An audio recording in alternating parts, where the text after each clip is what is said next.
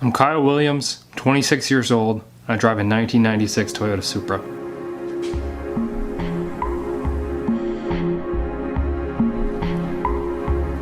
Many of you were with me through my lifetime Supra project build, where we replaced the engine, we hit roadblocks, made new friends, and ultimately set new personal records.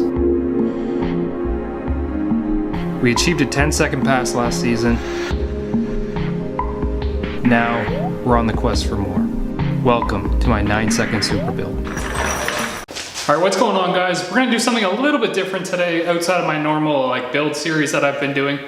We're gonna do what it costs to actually run 10s and the cost that I had associated with me and what you can expect if you're building your own Supra to run a 10-second pass. I have a bunch of parts in the box. I'll lay them out on the table. I'll show you what they are, how much they costed, where I got them, and what I would do differently the second time, because I definitely wouldn't go the same route I would that time. But goals change, and you know, you keep building and keep moving on to bigger things. Now obviously some of these things are going to be able to be swapped out for something different.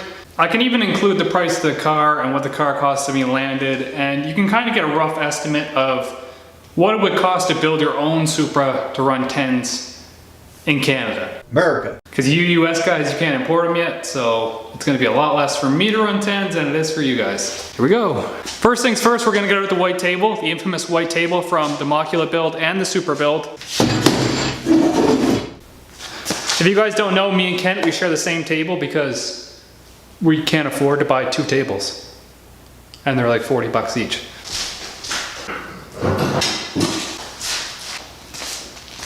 Okay, as you can see, we have the parts on the table here, and what I'm going to do is I'm just going to explain what I used, why I used it, and kind of how effective it was. Alright, so what we have here is a Powerhouse Racing Street Torque Kit. Alright, so essentially what the Street Torque Kit is you get a cast manifold, which is better for producing torque, something to do with heat and something like that.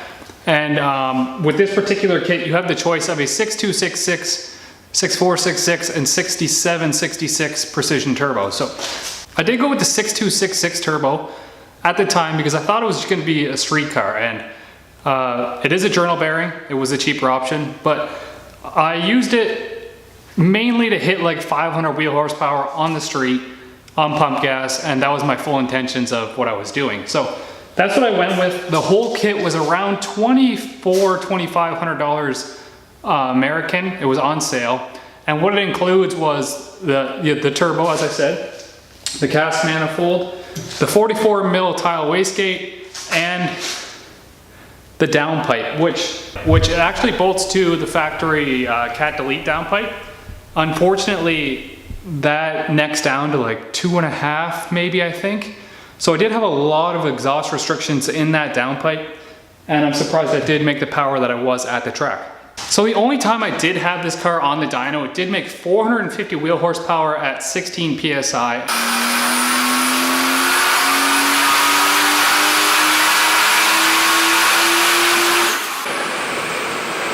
And then we had a fuel issue. I had a bent AN line that I wasn't aware of. So that's as far as we could go on the dyno. I did get the AN line fixed, my fuel pressure stabilized, and I did pull a little bit of fuel out of the top of the map just to make up for the fuel pressure loss. So I was estimating like 480 wheel horsepower on 17 pounds of boost. Now, the day of the track, you might recall that I did do a race gas tune on the street with my friend Mike. So we did hit like 28, 27 pounds of boost at the track on race gas. I did add a little bit of timing, but not a lot. So maybe like an extra 100 wheel horsepower at the track. So I'm estimating like between 550 and 600 wheel horsepower. Okay, so like I said, that turbo kit from Powerhouse Racing is between 25 and 3,000 depending on which options you go with. And it'll bolt up directly to your factory downpipe. So you don't have to mess around with anything. If you're looking for a simple, clean alternative without breaking the bank to go single turbo in your Supra, that is a good option. So the fuel side of things, I did go with a Walbro 450 in tank, and I just hooked it up to the stock hanger and used the stock feed line. And then I went from the stock fuel filter up to the rail just with an adapter fitting. So I did retain the stock fuel line, So I only had to pay the price of the fuel pump, which is about $150. Then from the fuel pump, we just went straight -6 line up to the rail, which is just an eBay knockoff rail.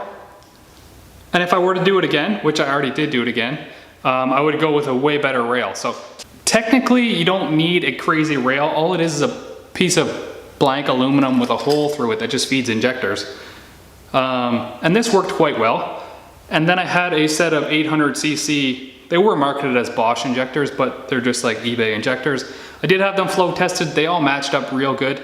And they weren't really an issue. So I did use these injectors. The injectors cost me like $350, $400 Canadian. And the fuel rail was probably like $100 or $150. So then from the rail out to the back, we had just a little Aeromotive fuel pressure regulator with a Summit gauge. I think it was like $150 American. And it did the job of what it's supposed to do, just regulate fuel. So altogether in the fuel system, we had the injectors like $400, the pump, which is like $150, the regulator, which is like $150, and then the rail, which was like $150 as well. So we're less than $1,000 into the fuel system, and it was good for probably about 600 wheel horsepower. All right, so now that we have air and fuel taken care of, I did go the extra step and got rid of the factory ECU, like most people do. And I went with something that was kind of just an easy solution. So I went with a Haltech PS2000, and essentially it does everything that you're gonna need it to do for a street car. If you're wanting to move into something that's like more race car, it doesn't have a lot of extra functions on it. They are adapting flex fuel and everything to them, but it doesn't have knock control or stuff like that. So it's gonna be perfectly good for tuning through your ECU, a great upgrade over stock ECU, and it's gonna give you control of a lot more things. So this thing, I think I got it for $1,300 Canadian with the patch harness, which adapts it to your main harness. I did have to buy like an intake air temperature and a map sensor. Those are things that you're gonna have to buy regardless of which ECU you go with. But it's a great alternative if you don't want to go something like Pro EFI or like a Motec or even an AM Infinity, where it's going to cost you $3,000 US. So this will get you up and running, and it's a good option. All right, now I can't stress this step enough. If you want your car to go fast at the drag track, you can't use street tires. The only real way to go with a 6-speed is on a full slick. So what you're going to want to do is you're going to want to pick up yourself even just a nice cheap set of rims like this. I think they were $250 a piece, maybe even less than that. And it's a 15 tall by a 10 wide. And I could fit myself a 26 by 10 wide tire on there. So essentially what the slick is gonna do is gonna give you a lot better traction off the line. You're not gonna be screwing around with wheel hop. You're not gonna break as many things because the slick itself actually absorbs a lot of the shock of the drivetrain. And it's just gonna be like way better for the track regardless. So why don't you just go with the slick, a proper tire for trying to run your low times. I did manage to cut like a 1.57 on completely stock suspension on those small slicks.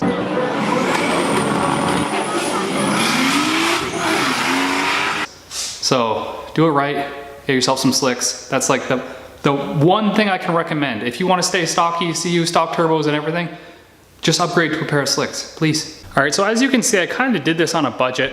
Adding it all up in my head, it's really not that much, maybe close to 6,000 for the turbo kit, the fuel system, the computer. Then you have to add stuff like tuning and the little things that always seem to add up, like tuning, Mac valves, gaskets, stuff like that you don't really take into account. Plus the cost of the car. So I bought my car 3 years ago. I got it in auction. It was a 3.5 grade with 87,000 kilometers on it, I believe. I don't know the miles conversion because I'm not America. But I paid $19,000 for that car, landed to my door, Canadian. So I got really lucky because it was a twin turbo 6-speed and it did have a Getrag transmission in it and the big rear diff. So I kind of made out ahead and I got lucky with that. Nowadays, you probably find them for between 23, 25, 28, 30,000 in reasonably good condition. Now that setup was only gonna take me so far. So what I plan to do is upgrade a lot of things. So First thing being the turbo. I haven't picked out a turbo yet, but I'm looking in the range of 72 to 76 millimeters. The factory head, I'm just gonna upgrade the cams and springs. The head flows actually quite well for being a turbo car to begin with. The bottom end is I'm gonna retain it factory for this year, just because I can't buy a forged bottom end right now. And then on top of that, I did go TH400 transmission. So what happened there was I actually sold my Getrag transmission for around $7,000, and all said and done, this TH400 landed in Canada to my door was around 9,000 Canadian. A lot of these prices aren't Canadian because I'm in Canadian land. America. I upgraded the TH400, it cost me about $2,000 more, but it's gonna give me a lot more consistent launches, better 60-foot times, and I still have to manually shift it. So it's still a 3-speed transmission that I'm gonna have to 1, 2, 3. So it's not fully super gay, because theoretically you can faceplate and strain gauge a manual transmission and you don't have to use the clutch either, so get out of here. All right, I failed to mention that I did use an ETS intercooler. That did add to the price. I think it was $2,000 Canadian. I got it on sale on a Black Friday sale. I highly recommend that ETS intercooler. It was actually really good. I did upgrade, however, to a 5-inch instead of a 4-inch. Thanks, Kent, from the Macula build. Just to recap, we did the cheap single turbo conversion. We did the intercooler. We did the cheap fuel system. And we did the cheap standalone ECU with a decent tune. Then we retained the factory suspension, bushings, diff, transmission, all that good stuff. And with a bit of trial and error at the track with the 2-step and the anti-lag and the no-lift shifts and everything, we did manage to do a 10.6 at 131 mile an hour. So if you guys haven't been following my build at all, or you're new to the channel, I have plenty of videos of all this stuff, documenting it on my channel. I did a super build last year, I'm doing a super build this year. However, this year, I do plan on running 9s. So the extra cost associated with running 9s is much bigger than what I spent running 10s.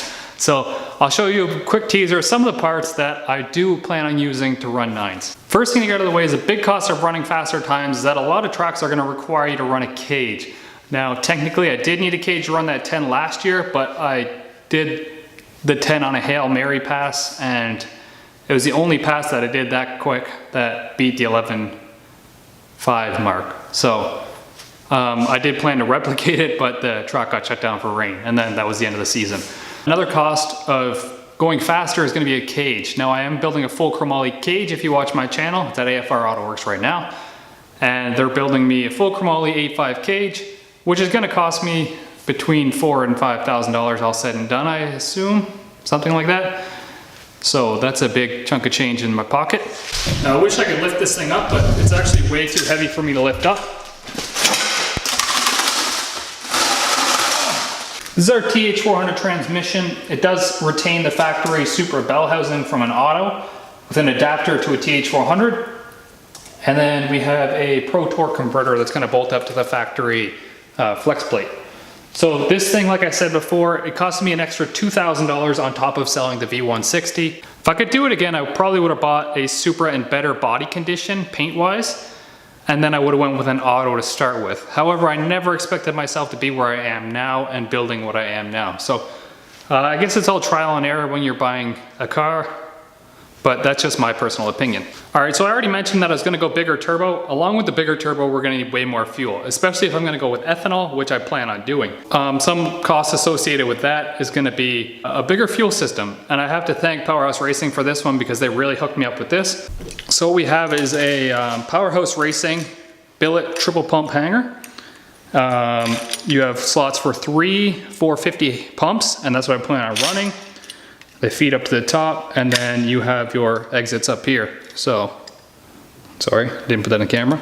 And everything's all pinned and wired in, and then you're just gonna have to splice it all in yourself. But I like how they ran the wires through to begin with. They also hooked me up with some solid engine mounts. I'm not really caring about the vibration of the engine anymore, but I'd rather have a stiff engine in the chassis.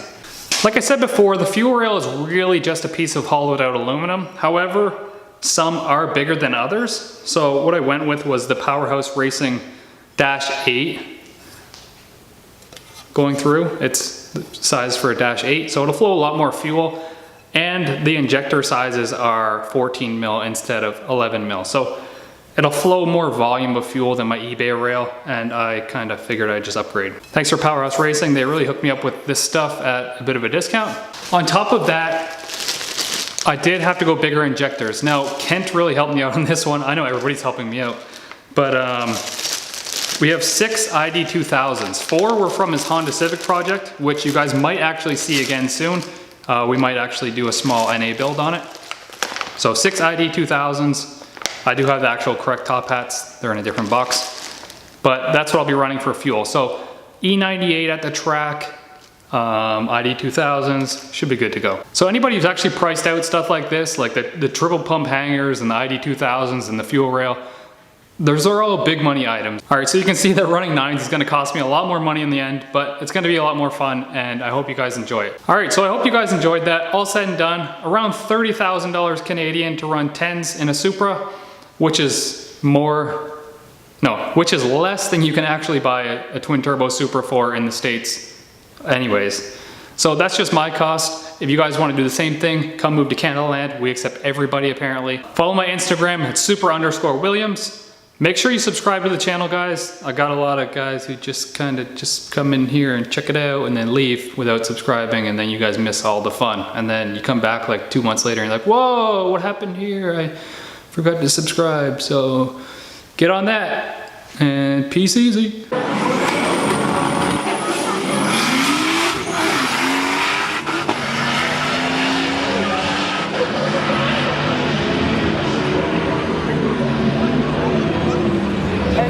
Ten 6 at 131.